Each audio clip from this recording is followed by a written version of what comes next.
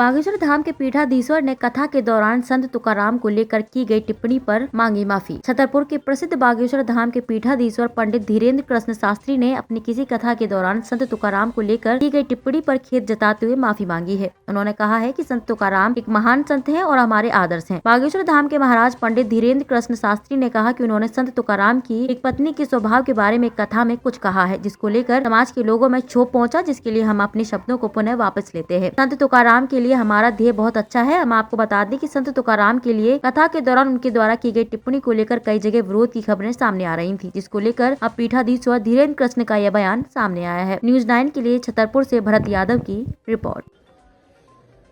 श्री सीताराम भगवान की जय, बागेश्वर धाम की जय, संत भगवान की जय। आज हमको अभी महाराष्ट्र हमारा मंडल आया है पूरा, हमारे मंडल ने सब अवगत कराया। तो संत तुकाराम जी को लेकर के कोई भाव वहाँ पर एक विचित्र रूप से विचित्र भाव से प्रस्तुत कर रहे हैं। अपितु संत तुकाराम एक महान संत, हमारे आदर्श हैं।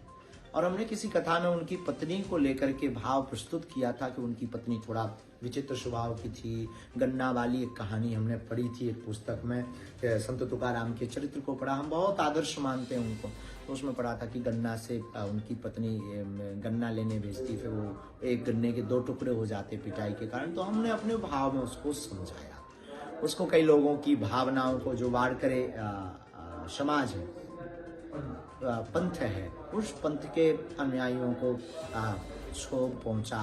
उसके लिए हम साधु भाव में यही कहेंगे कि आप अपने मन में क्षोभ ना लें। हम अपने शब्दों को पुनः वापस लेते हैं, परंतु हमारा ध्येय संत तुकाराम के लिए बहुत दृढ़ है, बहुत उच्च श्रेणी का है। संत तुकाराम नकारात्मकता में भी सकारात्मकता खोज लेते हैं। संत तुकाराम विपरीत परिस्थिति में भी सब अनुकूल कर लेते हैं। संत तुकाराम सब कुछ विपक्ष में भी अपने पक्ष मानते हैं। आदर्श हमने संत तुकाराम से सीखा है। उसके लिए हम आप सबको पुनः निवेदन करके हाथ जोड़कर क्षमा प्रार्थी हैं। आप सब प्रसन्नचित्त रहें और पुनः जो है आप सभी संत तुकाराम की महिमा को गाते रहें। धन्यवाद।